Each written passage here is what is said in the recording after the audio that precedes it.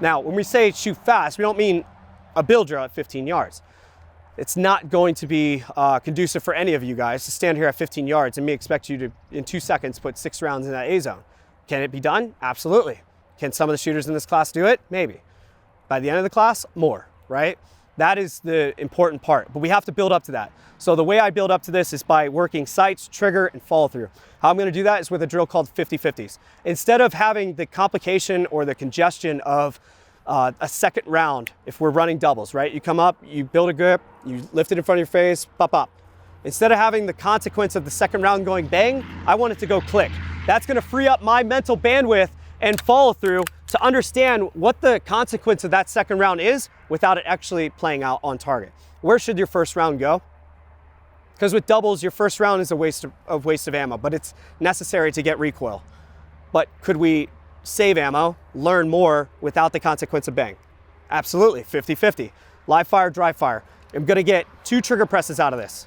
If I pin the trigger back to the rear and slowly reset it, you learn nothing from this drill and you're going back to old bad ways, bad habits, which are going to be the least efficient way to reset the trigger, break the shot without disrupting sights. Trigger control is defined as the skillful manipulation of taking that trigger to bang without disrupting sights for the first round, as well as it goes through its cycle of operations, I have now reset it within its cycle of operations so that when it's ready, I'm ready to shoot. It's not bang, gun cycles, reset, I choose when it goes bang. The gun's fucking ready to go. Who's holding it back? Me. So quit holding it back. Instead, what I want to do is reduce the pressure exerted on the trigger, bang, it's ready to go bang, and so am I. What did I do? I didn't take my finger lifting off the trigger and then slapping it back on. All I did was reduce pressure exerted from an isolated movement of one finger, not 4 fingers or a whole hand of squeezing. Press, reduce pressure, it reset. Press, reduce pressure, it reset. Press, reduce pressure, it reset. You don't want to take it from here all the way out to there and then pull it all the way back, because what you're gonna do is, one, slow down the rounds in which they're going out and the consistency that they're going out at, from which place within the limit of advance on that trigger process in which they're going out. I can be very consistent. Like I'm breathing, I just in-flight reset my trigger. All right, that's a coined term by J.J. Ricazza. Click banging is what he calls this. Click bang, click bang. Instead, in-flight reset the trigger within the cycle of operations of the gun so that when the gun's ready, I'm ready. All right, that's very, very important that we get that.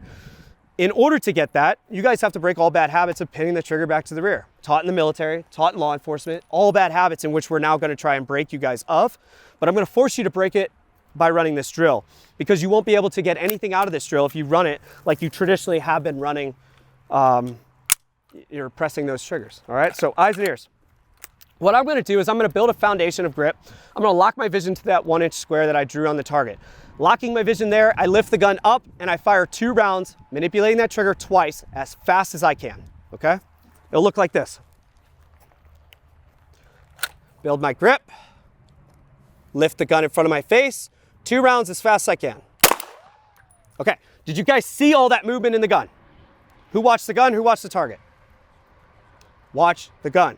Who saw the gun just completely dump forward? Yeah, I saw it too. But what would I not have seen if it was attached with recoil? The consequence. That fucking second round, down to a D zone in the low pelvic area of that target. Not acceptable. Who did that? Who influenced the gun down to that direction? When we just shot up close and those rounds were all just nice and easy. No, you guys have to pay attention to what you're inputting into that gun within follow through. All right, so again, now this would be what I call zero input. Zero reset or zero input from me goes into this gun to get it naturally returning to target. Rely on your vision to manage, mitigate recoil, and return the sights to target consistently. So staring, focusing on that 1-inch dot, lifting the gun in front of my face, watch the gun. Now it's reset right underneath that black square. But the only way I could learn how to do that is by freeing up my mental bandwidth to understand, by getting that click, by manipulating that trigger twice, I understand what I inputted into the gun to get a less than desirable result, all right? I don't give a fuck about the first round. The first round's gonna go exactly where you told it to go.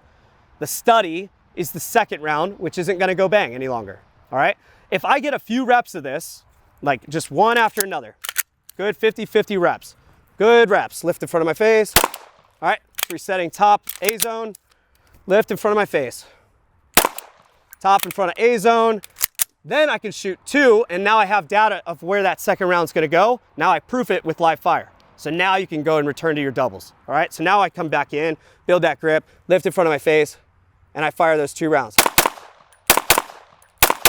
All right, and then all the negative input that I'm feeling, seeing, and inputting into that gun is now noticed rather than just disregarded and not understanding what the drill is there to do and produce for you. These drills are explorative. It's not an accuracy drill. It truly is. I mean, the accuracy will come, but what it is an explorative drill to find out what I'm dumping in that is not necessary to the gun's operation, cycle, and resetting to target. All right, this is a very eye-opening drill. Hopefully you guys take a lot away from it, but if you pin the trigger back to the rear or slowly manipulate that trigger as you deem, acceptable, you won't learn anything. I mean, as fast as you fucking can. Dump, bang, bang. Dump 2 fucking rounds onto that target. There's only one consequence of recoil, only 1 round going down range. And then we'll test this at this distance with doubles, all right? Jump on line. All right. How many of your guns went diving forward? A lot of ours, right? Good understanding, study of what we're doing to the gun. Reset the drill. 0 of you has to go in that gun to reset it to target. Reset it to target with your vision. That gun should look just as flat as this because there's only one hand in actual tension of move on this gun, all right? See how it just clicks and it stays static? It won't do that if my dominant side hand is tense. Dominant side hand tense, everything tense. You guys see how it overdrives the target, all right?